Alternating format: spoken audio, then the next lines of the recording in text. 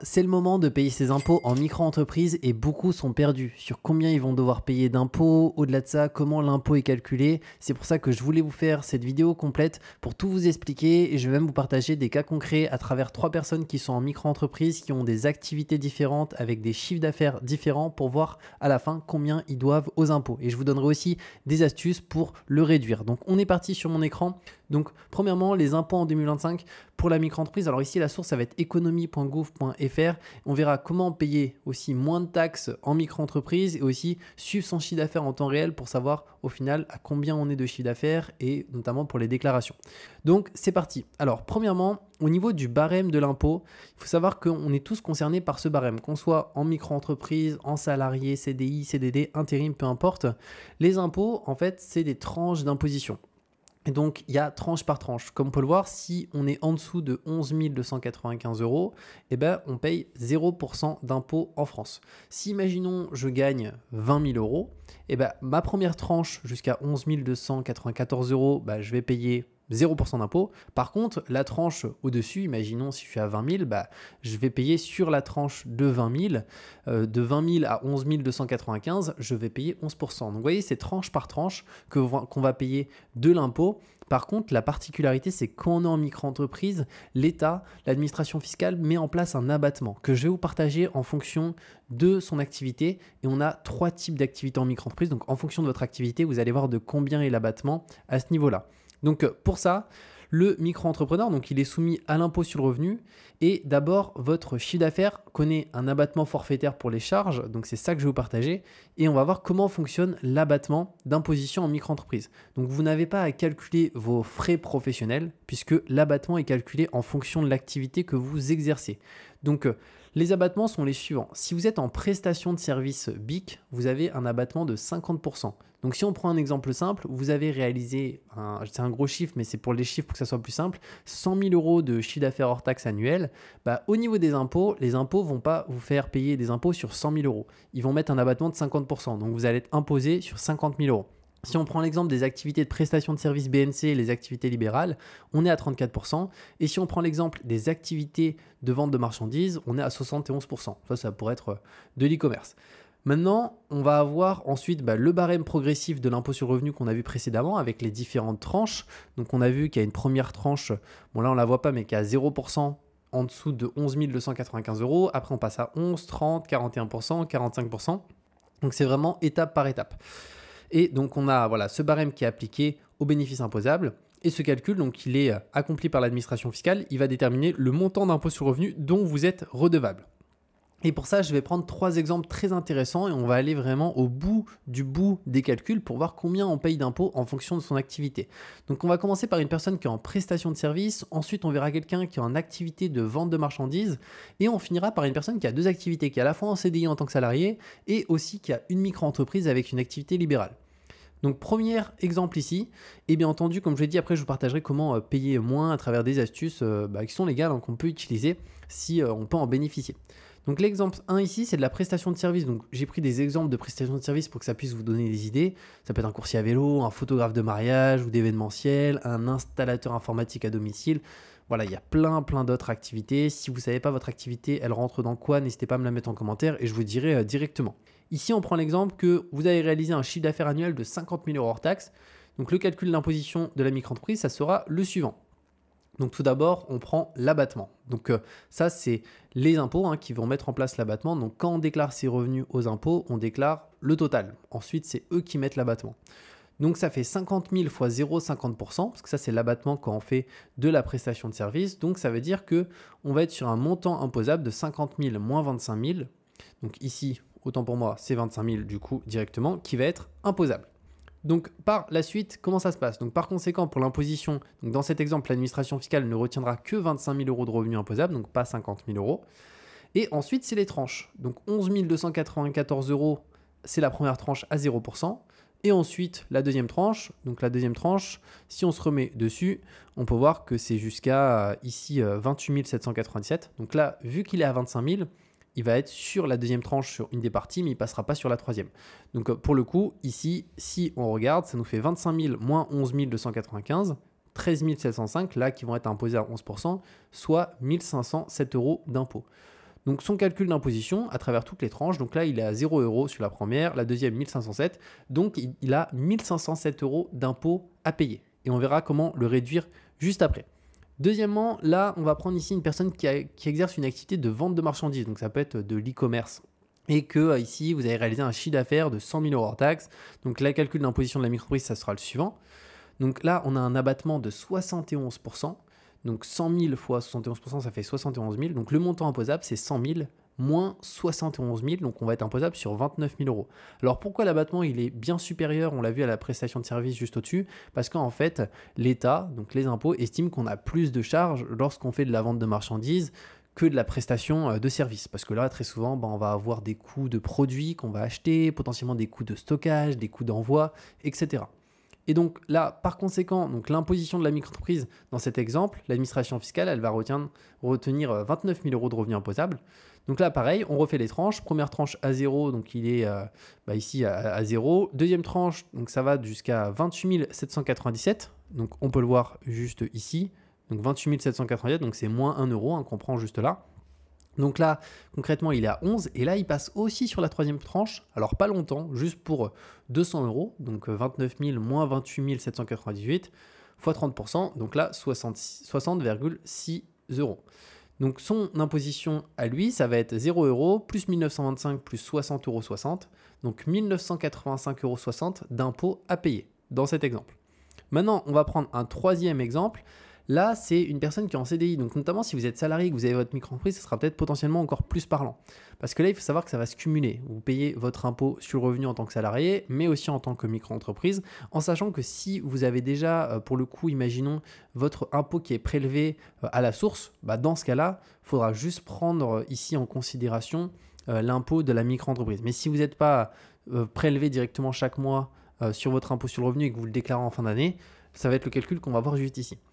Donc là, ici, j'ai pris l'exemple d'une activité libérale. Donc ça pourrait être un formateur indépendant en ligne ou en présentiel. Ça, c'est une activité libérale. Et ici, la personne a réalisé 60 000 € hors taxe. Donc au niveau du calcul, là, l'abattement, il est de 34% pour les activités libérales BNC directement ou la prestation de service BNC aussi. Donc ça nous fait ici 20 400 €. Donc le montant imposable, c'est 60 000 moins 20 400. Donc ça fait 39 600 € qui vont être imposables. Donc par conséquent, ici, pour l'imposition de la micro-entreprise, donc dans cet exemple, l'administration fiscale, ils vont retenir 39 600 de revenus imposables pour la micro-entreprise, auxquels s'ajouteront les revenus salariés. Donc ici, j'ai pris un exemple, on imagine qu'il a 27 000 € par an de revenus salariés. Donc le total des revenus imposables, il va être de 39 600 €, revenus de micro-entreprise, plus les 27 000 €. Donc ça nous fait 60 600 € imposables. Donc à partir de là, vous avez compris, on refait les tranches. Première tranche, il est à 0. Deuxième tranche, il est à 11.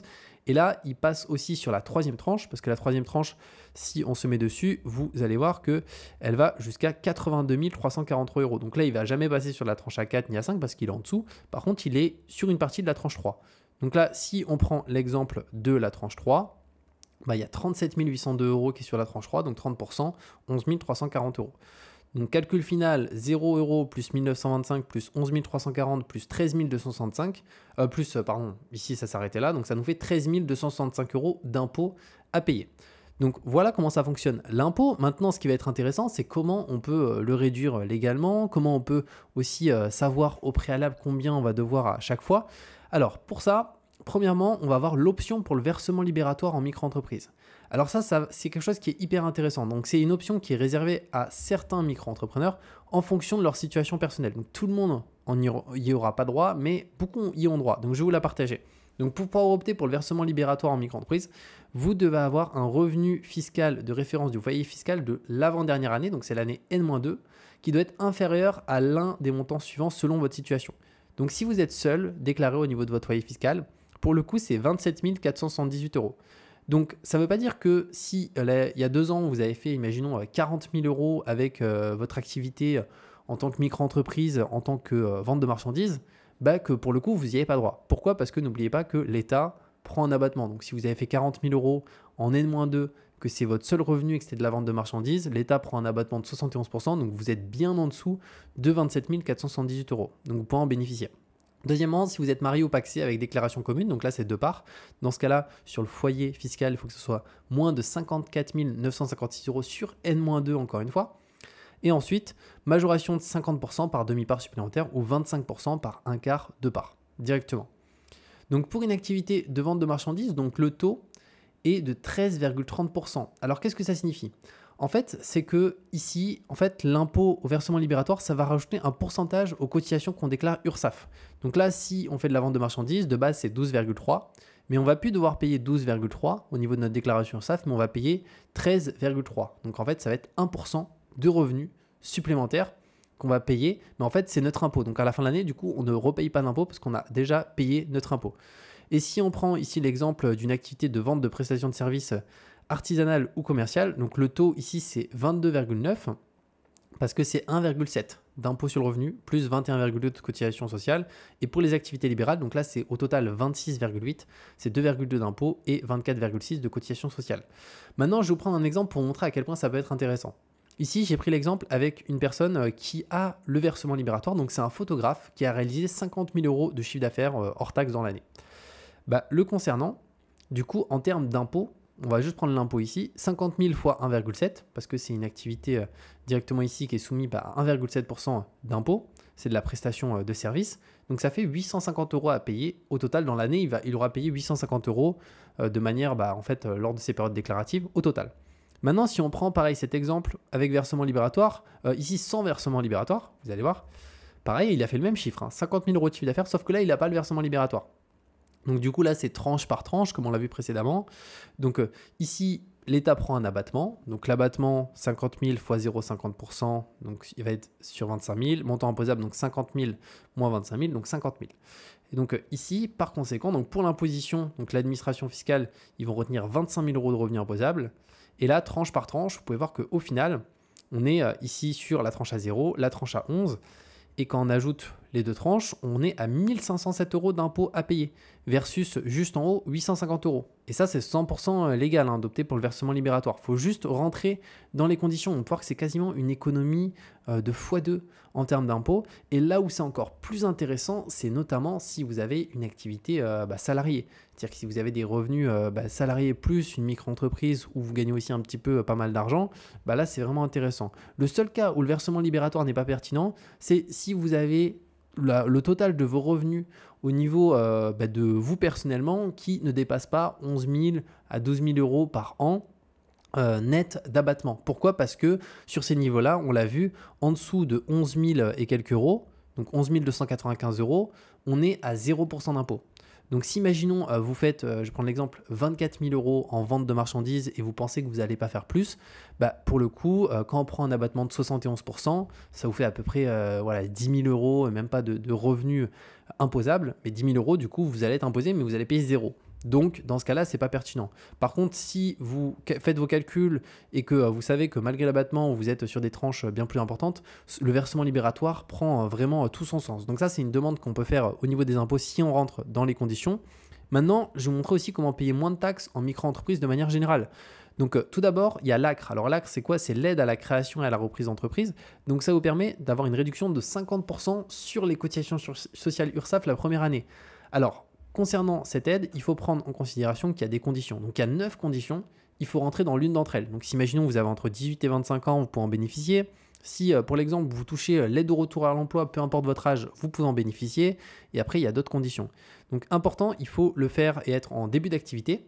Et au-delà de ça, ne pas avoir bénéficié de l'ACRE au cours des 3 années précédentes. Alors qu'est-ce qu'ils appellent par début d'activité? Soit vous faites votre demande lors de la création de la micro-entreprise, c'est le plus simple. Ou sinon, deuxièmement, vous pouvez le faire durant les 60 premiers jours, une fois la création de la micro-entreprise. Au-delà, vous ne pouvez plus le faire cette demande d'ACRE. Donc vraiment, si vous pouvez en bénéficier, que vous rentrez dans l'une des conditions ici, clairement, prenez l'ACRE, c'est vraiment très pertinent. Maintenant, deuxième élément, et ça, il y a beaucoup de personnes qui le savent maintenant, mais je pense qu'il n'y a pas encore tout le monde qui est au courant, mais lorsqu'on est en micro-entreprise, on va devoir se domicilier, donc ça peut être à notre adresse personnelle, dans un centre de domiciliation, dans un local dédié à notre activité, etc. Et ça a un impact directement sur notre CFE. La CFE, c'est une taxe qu'on paye chaque année en micro-entreprise, donc c'est la cotisation foncière des entreprises. Elle dépend de deux choses, du chiffre d'affaires qu'on réalise et de notre adresse de domiciliation. Et si vous souhaitez payer la CFE la moins chère de France, clairement, domiciliez-vous sur Paris, parce que c'est sur Paris que la CFE est la moins chère de France, étant donné qu'elle est plafonnée. Donc elle est plafonnée à 77 euros par an, alors que la majorité des personnes en France qui ont une micro-entreprise, quand on regarde bien, en général, en termes de CFE par an, ils vont payer autour des 1000 euros. Donc ça permet d'économiser jusqu'à près 1000 euros de CFE au niveau de la CFE par an si vous êtes domicilié sur Paris. Donc pour ça, vous pouvez le faire via un service de domiciliation. Donc moi, je vais vous partager le service que j'ai utilisé pour le faire pour mon entreprise. Donc dans mon cas, moi, je suis passé par LegalPlace, qui est le service numéro 1 pour la domiciliation de sa micro-entreprise. Et c'est valable aussi pour les sociétés, etc. Et surtout en termes de rapport qualité-prix, c'est les plus intéressants directement. Et en fait, je vous mettrai le lien de façon sous cette vidéo. Ça vous permet de vous domicilier. Et si jamais d'ailleurs vous n'avez pas encore votre entreprise, vous pouvez aussi la créer avec eux et prendre l'option de la domiciliation directement pour que ça aille plus vite à ce niveau-là. Mais en termes d'économie de CFE, c'est juste pour moi l'une des choses les plus intéressantes. Alors la domiciliation, ce qu'il faut prendre en considération, c'est que c'est un abonnement mensuel ou sinon on peut payer en une fois.